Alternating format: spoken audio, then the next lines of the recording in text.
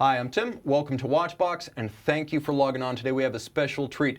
Editor-in-Chief of WatchTime Magazine, Roger Ruegger. Roger, welcome to the show. Tim. Thanks for having us back. It's good to be here. It's good to be anywhere, but especially as we approach the GPHG and more immediately, WatchTime New York. We're talking about both of them today, starting with WatchTime New York. I want to remind you that WatchTime is still a magazine. This is the current issue. This is the design issue. This is an anniversary collector's piece, so you're going to want to pick these up on newsstands before the arrival of the very next, which will include the WatchTime December issue. This is the only copy in existence. I have an advance access right here on the table, along with a Seiko Prospex insert that is guaranteed to delight those who simply love Japanese watchmaking and utility timepieces. But the big event is WatchTime New York, and we are talking about WatchTime New York right now. What it is, how you can get there, and of course, what we're looking forward to. So let's start, Roger, with a quick pitch. What's the 60-second pitch for WatchTime New York? It is the largest watch show in the US. We have exciting brands, starting with Akrivia as A and Zenith as Z. In between we have Lange, we have Greubel Forsey, we have quite a lot of brands that actually launch new products or show watches for the first time. So if you really want to meet Kari Voutilainen, Roland Murphy, Romain Gauthier, and some other personalities that we hope will show up and actually should show up, that's the place to be. We're in Gotham Hall in New York. That's right next to Macy's on, I would say, 36th Street. I can bail you out. We've got the exact address. Good, thank you. You won't be able to miss it. It's on Friday night and on Saturday, although Friday night, unfortunately, is already sold out. This is a fact. Now, guys, we have a list of participants, so I want to call up the participant sheet so you can see literally every brand that's shown up. You can see everything from big groups, the likes of Richemont and LVMH, alongside MB&F, Akrivia, everything from de Bethune to unconventionals such as Romain Gauthier. Kurbadans is going to be there. Grand Seiko, of course, we just showed the insert to WatchTime Magazine. They will be there with all the 2019 novelties, including, I'm told, the Godzilla. So if you have any interest in watches and absolutely any pulse whatsoever, this is where you've got to be, and those are your new best friends. Let's talk about the schedule of events, because Yes. there are scheduled events, lectures, and panels. Yes. Tell me a little bit about what we can see. We start on Saturday with a presentation by Jeff Kingston about the chronograph, so everything you need and want to know. Oh, thank you, that really helps in having it on the screen. Everything you always want to know about the chronograph, that is being presented by Jeff Kingston. We will also have a first panel discussion shortly after at 12:30 about the state of the watchmaking industry with some heavyweights, including Stephen Forsey, Nicholas Manuzas, William Messina, Roland Murphy, and John Reardon. Absolutely excited about that one. Shortly after, I'm very excited to actually having you on my panel about the next generation of watch collecting, where we dig into everything that might make the next generation tick. And I know we're going to have a little bit of controversy there. I'm not going to preview the questions, but I know we're going to answer some of the questions about the relevance of luxury watches to future collectors. Like, can we keep the mechanical watch hobby going? And we're going to discuss that back and forth. Exciting stuff. We do need details, though. How Yes. do you get there? Let's talk about details. Where is it? First of all, you have to get to Gotham Hall in Midtown. You can still buy tickets on Saturday on site, so that's not really an issue. Of course, it helps us in having a better understanding who is actually showing up if you go online to watchtimeevents.com, get your tickets as early as possible. We start officially at 11 o'clock on Saturday, but if you have signed up for the first panel discussion, be there at 10:30. We also don't mind having you there at 10 o'clock because we have an exciting lobby that is being occupied by Seiko. Excellent stuff. And of course, this is the place above all to meet other collectors and try on watches. Yes. Nothing is inside glass boxes that can't be taken out. And above all, if you want access, this is the place to get it. Absolutely. It's you really meet and see the brands up close. It doesn't get more closer. We have brand CEOs traveling in from Germany. We have the watchmakers themselves there. It's a unique opportunity to get your hands onto some of the most exciting pieces. And from what I heard at Basel World this year, this might just be the major watch event of the year. I'm withholding my judgment, but I hear great things. And WatchTime LA was fantastic. For a first run, Yes. if WatchTime New York is even that good, you're in for incredible stuff. We hope so. I mean, it's the 5th year that we're running the show, so we have a little bit of experience with what we did the 5 previous editions. We're very excited. There are some surprises that we hope everything will fall into place as we have planned it. Right. So remember, WatchTime New York, Friday night is sold out, but it is not too late to get your tickets. Gotham Hall this coming Saturday, opening at 11. Check out watchtime.com for full details. I will see you there, quite literally. All right, moving on to what I think is going to be the second biggest watch event of the fall, the GPHG. Yes, November 7th in Geneva. So the GPHG is interesting because they're a little bit like the watchmaking Oscars, and like the Oscars, they have too many damn categories. Yes, plus there always is a debate on who is actually deserving to winning an award. Now, we should talk about how you actually get pre-selected. You must first submit in order to be considered. Yes. I think the most important thing for people to understand with an award like that, if you're not entering, you're not invited to the party. So that's where you enter and you're part of the whole thing. And that's where you are part of the big package, and then the shortlist is being selected, and currently we have the shortlist online. So the important thing to remember, if you're wondering why no Patek Philippe, why no Rolex, they just don't participate. Yes. So, for instance, Rolex, they consider themselves out of competition. There are many reasons for not entering. For example, the Swatch Group is traditionally closer to Biel and not Geneva, and with a Geneva in the name, you might not consider entering, even though we have Hamilton Longines this year. Yes. So, and Rado, there is a couple of Swatch Group brands, so that number is increasing. And likewise, Tudor is participating, so there is a little Yes. bit of a representation from the Rolex universe. Yes. So I guess the first question then, we're going to stick to a couple of the primary categories. Guys, we're going to take our picks from amongst the major categories that I know are of interest to you, including men's watch, men's complication, divers, iconic, mechanical exception, chronograph, petite aiguille, aiguille d'or, and ultimately we're just going to choose our favorites, the ones we like the most. So let's start with the men's watch. Guys, if you could throw up the images of the competing men's watches, which one do you see as first your favorite, and second, I guess, the one you think will win? I'm all in for Kari. You know, I gotta say the 28 Ti is pretty awesome. It does add something that he didn't Yes. have in his catalog. It is very unexpected for him to do, first of all, titanium and then the reverse thing. That's unexpected, but still, it looks like a Kari Voutilainen. And I really like that watch, and I think that out of originality and just, yeah, that would be my pick. Okay, so I'm gonna be a little bit, I guess, offbeat. I'm gonna say I really love the Grand Seiko Spring Drive because this is a platinum watch that has been treated entirely with the same effect you see on the Snowflake dial. Yep.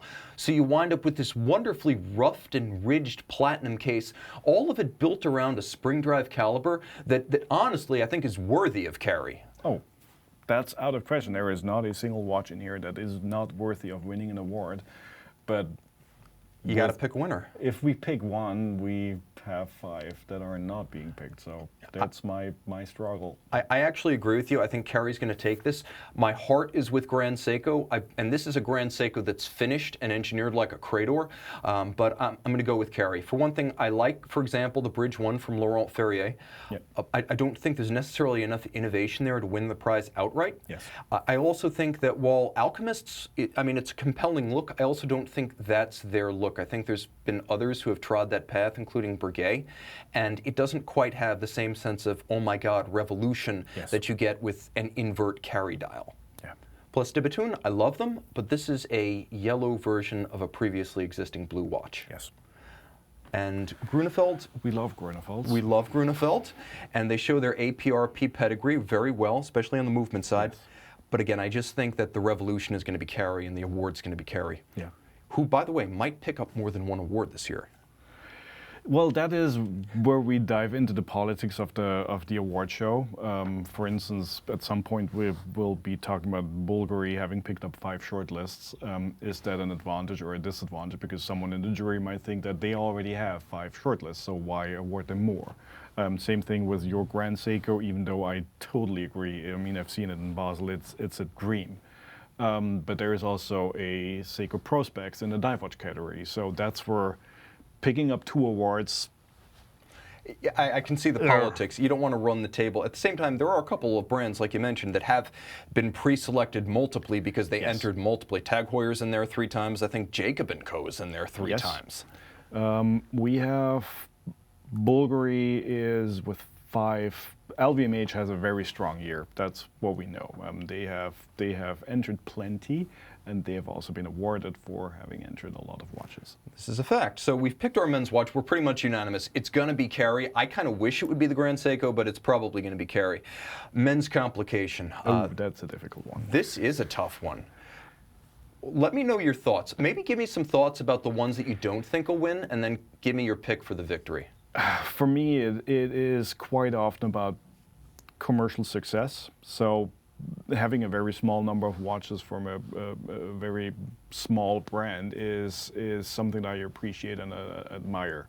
But at the same time, it's speaking for the industry, knowing that a Freak X or the Zenith Double Tourbillon or the Vacheron or the Audemars Piguet, it's a different scale when it comes to relevance out in the industry. Yes. So that's where I'm automatically leaning towards these 4.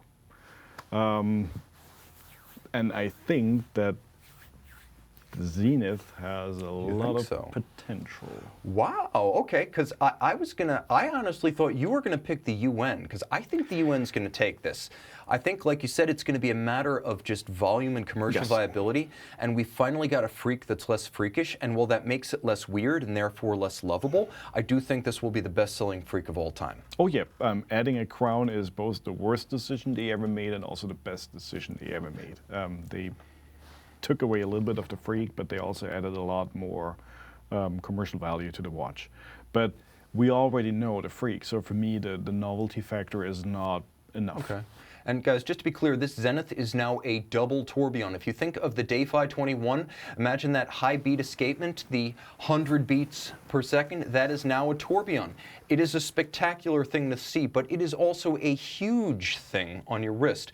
I'm going to go out and say, Roger, that I think this Audemars Piguet is almost like, it just shows that the complications, the perpetual calendar with the aventurine dial, the tourbillon and the minute repeater, the dials pull this collection out of the fire. Like, these are incredible looking watches. Mechanically, this is not a new technology. This is the supersonnery, we've seen it. But that is one of the best looking 1159s.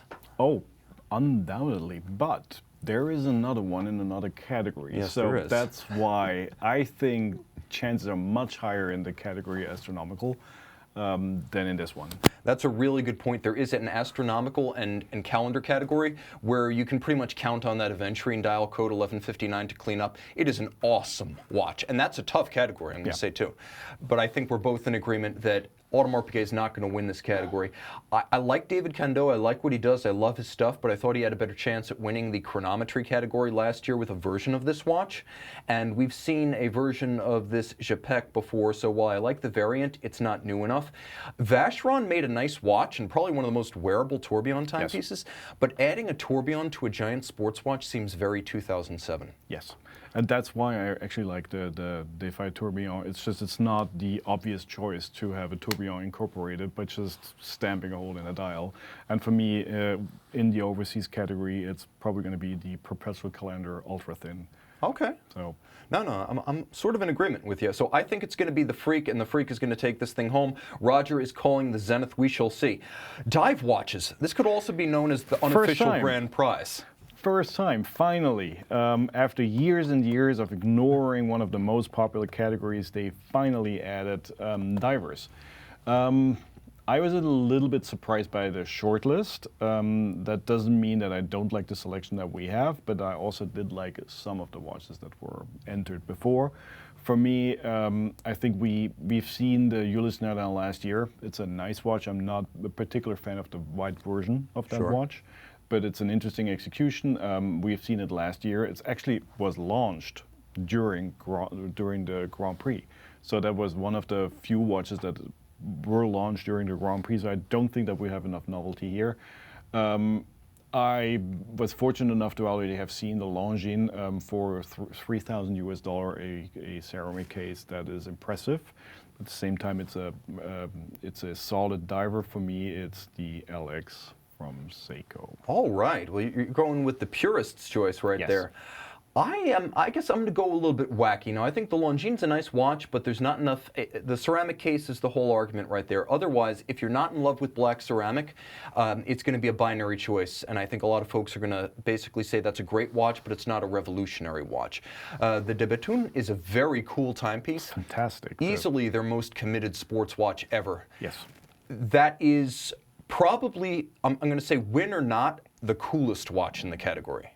It is the most unique, maybe also the most creative execution with the little lamp they have incorporated. It's really creative, but at the same time, if we're talking about a dive category, I cannot exclude the fact that at some point a diver might wear it. And that's where That's true. That's where that particular piece sort of falls apart. It's not that legible. Yes. it's not that legible. Although it's great by the brand standard, it's not a tool watch. It does have a very cool LED internal lighting system, 5-day power reserve. And I would say if you haven't experienced the De Bethune floating lugs, please come see this watch at WatchTime New York. I wore the prototype for a week, and I have to say you will love what you see. That said, it's not a diver. I like the Resonance, but we saw that watch in 2015 with a black dial. They're all highly creative and different, but that's where I think within the diving category, legibility or just a simple diver like the Longines and the Seiko is, at the end of the day, what might be the right choice. Okay. Not the most interesting watch, but the right choice. And I think that the Seiko is all about details. It's based on a design that we know from the Marin Master for more than 20 years now. But working with the designer in Japan, they really they achieved something that it was just so much nicer than previous editions. It does. It looks good. It feels good, and importantly, it feels more expensive than it is. Yeah. And that's an important quality when you're buying a luxury product. And once you're spending thousands of dollars, you're buying a luxury product. I'm going to go overboard and say in their second pre-selection, Reservoir takes home the hardware. I'm going to say that they take it home with the Hydrosphere. I know I'm going out on a limb, and I'm definitely going to regret this pick, but I love those folks. I love what they're doing. Telos SA is basically building the watches, and those are the folks who have done the Harry Winston Opus 14. So the pedigree is cool. That is a top-to-bottom rethinking of a dive watch, and it's lugless. So while it's not necessarily a very utilitarian timepiece, it's not visible, it's obviously not as functional as the Longines and the Seiko, it's my sentimental favorite, and I hope it wins. I think it's rather functional. They just need to make sure that the hour disc is covered with luminous material. I think that's the only thing that they need to make sure. But otherwise, it's a newcomer, and newcomer always have a little bit of a bonus because everyone likes them. Exactly, and after we discuss all of these innovative newcomers from De Bethune and Reservoir, we're going to wind up celebrating the victory of the Seiko in this category. Okay, so let's talk about iconic. Now this is tough because I see these iconic watches, well, I only actually see two iconic designs in here. I was struggling with that category, not meaning that they're not iconic. I mean, everything in here is iconic. We have the three bridges, we have the Hamilton, we have the Royal Oak, we have the Zenith and the TAG Heuer in Monaco, plus the IWC Schaffhausen. I think out of these six, the Schaffhausen, the Paul Weber is the least iconic. That's a fact. It's probably the most interesting watch and the least iconic. Yes. So, doing a reverse process, let's remove the IWC, and that's where, I mean, we cannot not have the Royal Oak. Yeah, that's true. But do you think it's a little bit like a pander? It's like whenever anyone does a custom bike, like at the bike shows, like for example, when you go to Eurobike, someone wants to sell a new bike model, they paint it up with like Champion of Belgian colors. Entering the Royal Oak in the iconic category, it's like a ringer. It almost needs to be disqualified. It's a new dial in an old watch. I mean, imagine. I mean, I want it, but we have the three bridges. We have the Monaco, which is one of the most iconic shapes in the industry. And I was fortunate enough to actually have seen the A6384 revival in Le Locle. And it looks fantastic. So it really is painful. But can you really walk away from that category? You know, I would say struggling. If it has to go to an icon, it's going to go to the TAG Heuer, it's going to go to the Audemars Piguet. What bothers me here is that those are the low bars for innovation. Those are two great watches with new dials. And while I love the white gold salmon dial AP and the red dial Monaco, in fact, I love all the anniversary Monacos that came out this year, if I'm going to award innovation, I would want to pick the watch that is the least iconic, which is the Paul Weber. Only a handful of weird IWC guys even know those pocket watches exist. So I'm going to go out on a limb and say that the jury gets a little bit crazy and either hands the Aiguille d'Or to the Paul Weber or it wins the iconic prize. It's not an icon, not by any measure. But and I think that I do agree. I tend to reward innovation in pretty much every category, but in the iconic category, I'm not sure if innovation is that important. It's more about preservation. It's about having something that has been around for quite some time, and that's why probably it makes it so difficult. Yeah, and I would also say that if you can take something that is so well worn, like the Royal Oak 15202, the Jumbo, and you make it exciting again in a new way, maybe that in itself is worthy of an award. So my heart says... And look at that date disc. I know. So beautiful. It's very special, although it's no longer particularly limited. There were a couple of different iterations of the edition number, and I think it's now as many as they can sell through their boutiques. But yeah, I do think the Royal Oak is probably going to take it. My heart is with the Paul Weber, and I would say the outsider to win this category is the Zenith, because there are many entries across the categories, and that might be Zenith's single strongest play in this year's GPHG. All right, mechanical exception. Roger, a tough category. Let me know what you think of the contenders in mechanical exception this year. Let me know which ones are interesting to you, and then call a winner.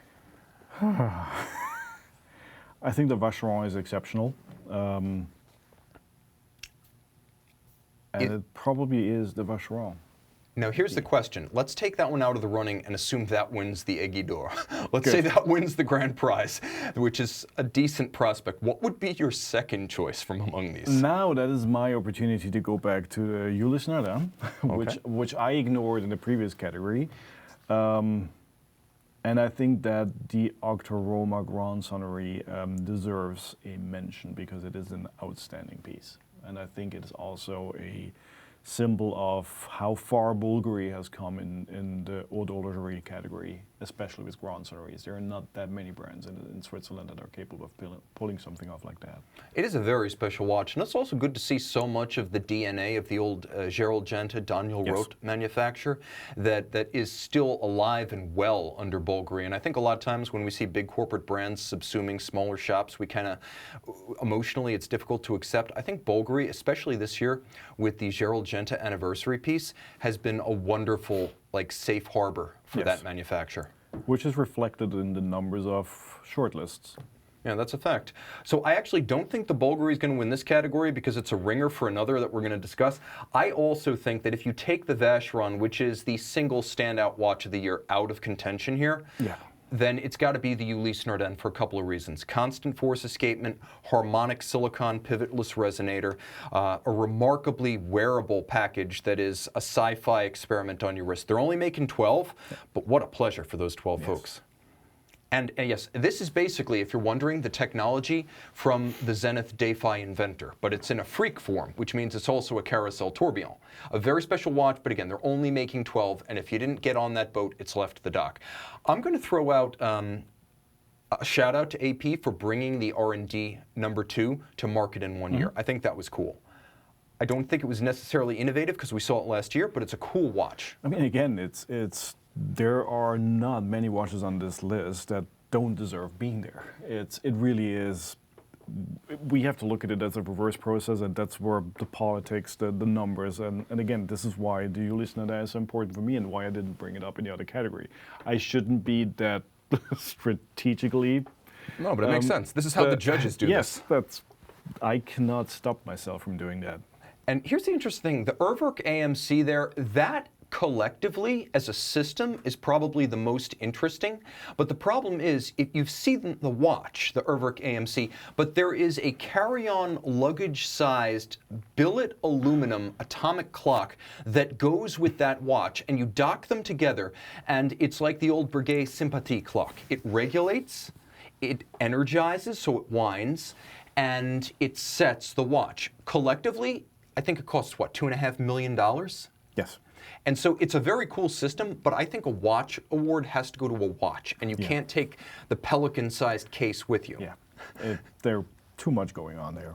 All right, so I think shout out to Urwerk, but as a system, you can't compete. The watch itself is up for the award, and I think we agree it should go to the UN because the Vacheron has become an ascended being. It's graduated to a higher energy level, Stargate fans. Okay, Chronograph.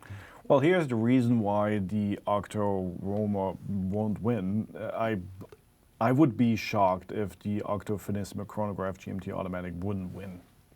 Yeah, I'm with you on that.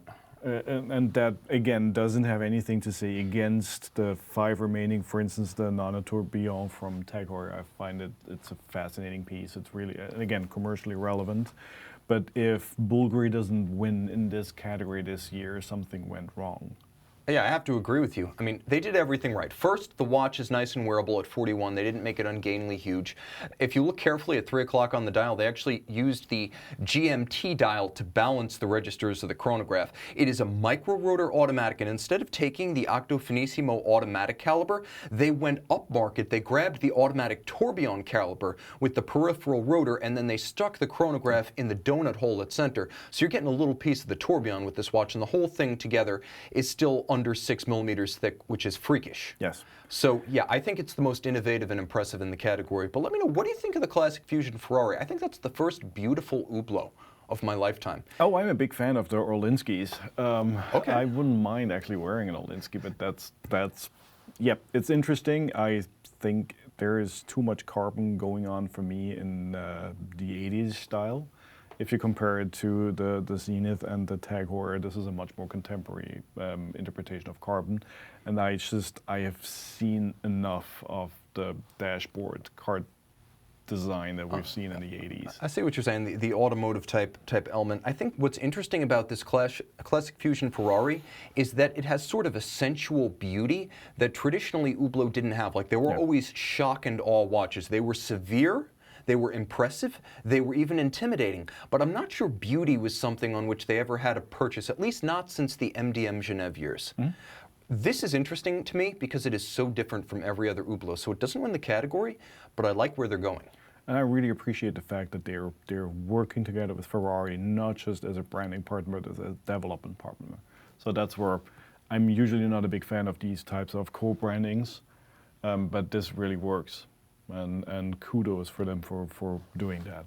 Yeah, I agree. I think that's almost what like Panerai Ferrari should have been. Yeah. Okay. Now, the Petite. Let us throw up, we got the chronograph again. Let's throw up the Petite Aiguille, and we shall discuss these watches, which are relatively cost-controlled and about as diverse as they come.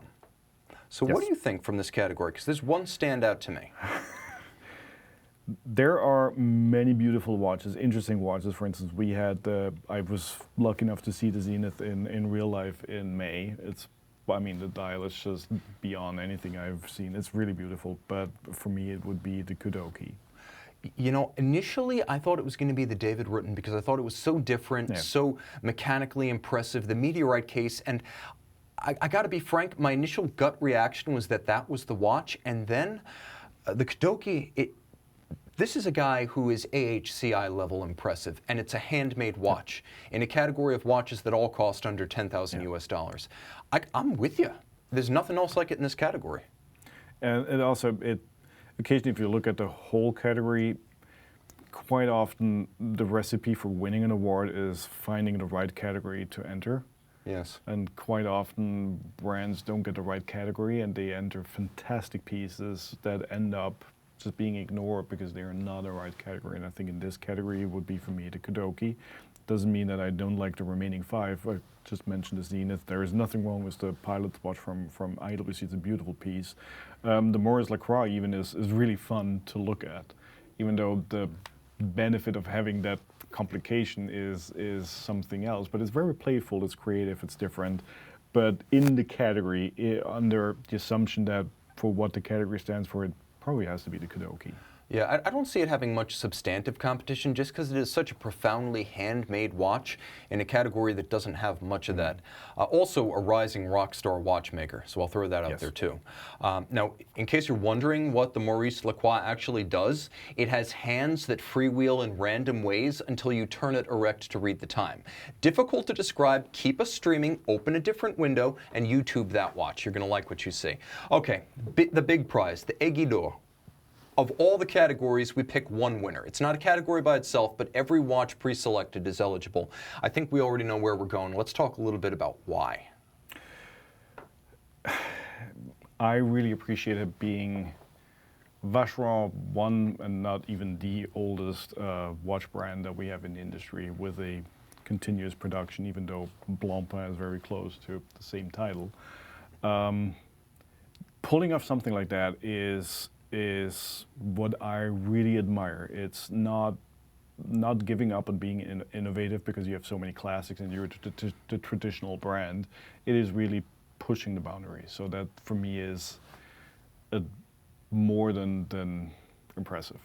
Yeah, and what I really loved about the watch is that if you look at everything else like this, there have been other watches that strive to have a more than 1 month power reserve. Yes. For folks, if this watch is new to you, first of all, again, open a different window, keep us streaming, but it is a standby mode for a perpetual calendar that's only 42 millimeters in diameter and under 13 millimeters thick. And when you put it in standby mode, it actually beats at, I want to say, 8,640 beats per minute, which is 1.2 hertz, and it'll run for 65 days on a wind in standby mode. The watches that have done this before, like the La Ferrari from Hublot and the Lange 31, they're enormous, they're freakish. This is neither. Yep, this is one of the most beautiful ways to send the watch into hibernation.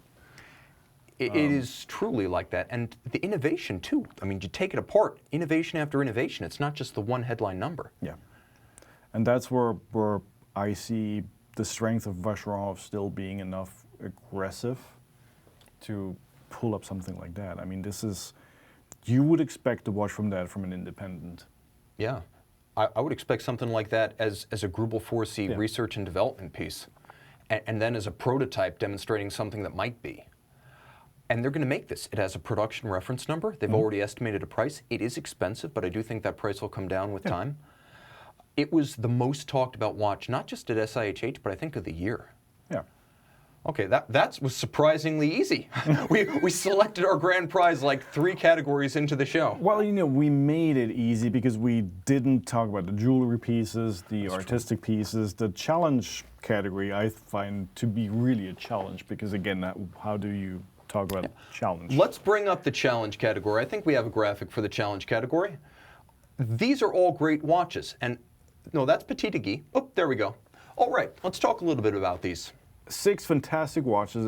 Every single one has a reason to be in there, but now we need to go back and actually look at what challenge means. And I think for Doxa, for instance, to have something that is not the sub, yes, that's brave.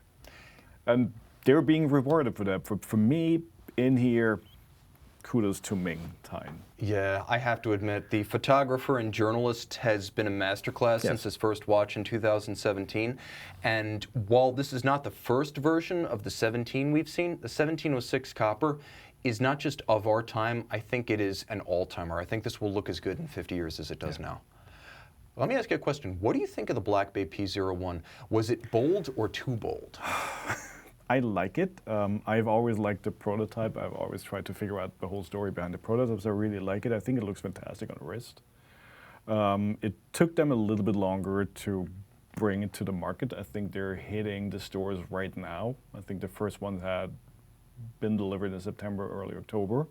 I think it looks great, but within the Black Bay category, it's gonna have difficulties because again, buying a Black Bay is one of the best decisions you can make. So why would you go with something that just looks a bit more freakish than a standard Black Bay? It's very true. The watch is remarkably faithful to history. Yeah. It's almost a little bit, we were talking about this earlier, like the 2017 IWC Da Vinci's, where they took something that was less well known and they were remarkably faithful to it. Yeah. Against all inclinations of the market, they were very faithful to it. I think the P01 will be seen as a collector's piece down the line because I don't think it's going to be a volume seller. No, it's people are more conservative than that. It's an important piece. It's an interesting piece. The story is there, but it's similar to the Ploprov. It's always going to be a good comparison. An unconventional choice, and within a category where they have so many fantastic pieces. I mean, again, Black Bay, you can have every color, every size, it's just wow, brilliant. Yeah, and I will say that shows Tudor's got a little bit of soul because it takes soul to take a risk. Let's also throw that back up one more time. I think the Dox is less than 1,000 Swiss francs. It's a great value. Something, yeah. So in terms of the value overall, you could be spending potentially hundreds of US dollars to pick up one of those. And it's not that they've finally done a vintage diver, because all their divers are vintage. It's that they did something that wasn't one of the classic cushion cases and Dayglow dials. That didn't exist before and looks like it existed. And again, it really is, how do you interpret challenge? If we talk about the Seiko Presage, having a porcelain dial in that category, and Seiko has been challenging the Swiss industry for more than 100 years now. That also deserves a spot in here, but it's just, I think, going back to the Ming Tine, that would be mine. You know what I find interesting about this category? 3 of those watches come from Western Pacific brands. Between the Seiko, the Ming, and the Siga, yeah. You've got Malaysia with Ming, you've got Japan with Seiko, and you've got China with Siga. And I'm not sure we've ever had a GPHG category where half the watches came from Asia. I think that's an interesting trend in the locus of watch industry concentration. I think that's a trend we'll see in some of the higher end categories down the line. Especially if you look through the rules of the Grand Prix, it actually is to promote Swiss watchmaking. So every time someone outside of Switzerland wins, it's a double whammy. It's kind of exceptional, and that also shows how important this award was for Grand Seiko and Seco in the years before. Yeah, which is another reason I'm a sucker for picking the Grand Seiko Spring Drive for the men's watch prize. Not going to happen, but a wonderful thought. Now let's close with a little recap of watch time, because I know a lot of folks are still eager to go. It's not too late. Let's talk about the Watch Time show real quick, Roger, yes. For friends who are just zipping through to see the watches. What is Watch Time? It's, first of all, it's a magazine. It's a website, true. It's a magazine, but for the next 2 days from Friday and Saturday, it's also a show where we bring 37 brands to Gotham Hall in New York. Friday night is sold out. If you don't have a ticket, there is no chance you will get a ticket because we really sold all of them. But Saturday, we still have tickets. There are 2 reasons to travel to, no, there are multiple reasons next to the 37th we just mentioned. It's also the same day where we have Wind Up New York. So there are 2 shows actually during that weekend, so you can see literally thousands of watches. We have Tim Mosso on a panel. That's true. Looking forward to. Let's put up the participants, guys, so you can see the brands. They're the ones that actually matter. I'm going to be in and amongst all of these favorites. Really, you've got everything from G-Shock up to De Bethune and Grubel 4C, so I think you're going to be exceptionally happy. There's something there for everyone, and this is your chance to put all those watches on your wrist. I can't overemphasize. Finally, we have a bunch of events and details, including where to get tickets. Roger, quick tell us, where'd you go to get tickets? Friday sold out, for Saturday and the show. Where do you go? WatchTimeEvents.com. This is where you find everything you need to know. Worst case, you go to WatchTime.com. The 2 sites will help you with everything you need to have and do and go. If you don't want to pre-buy a ticket for Saturday, you can also just show up. We will have an open counter. Epic. So guys, this is the program. 2 days. Tons of watches, 2 shows in 1. Yours truly is going to be there, and of course so is Roger Ruegger. We can continue this discussion offline at WatchTime New York this weekend. Very much looking forward to seeing not only you, but also the visitors we have here next Saturday or Friday, or both days, because if you're there on Friday, you can also get back on Saturdays for both days. That's right, guys. Be there or be square. Roger, thank you so much. Thank you so much. Watch Time, remember, pick it up on newsstands. This is going to be the final issue of the year. At the moment, you can pick up the anniversary issue as well as the design issue currently on newsstands. You know you want to read about Beauvais and the Blancpain Air Command, so get there. As I said, be there or be square. Time out, Tim out. Roger out. Thanks for logging on.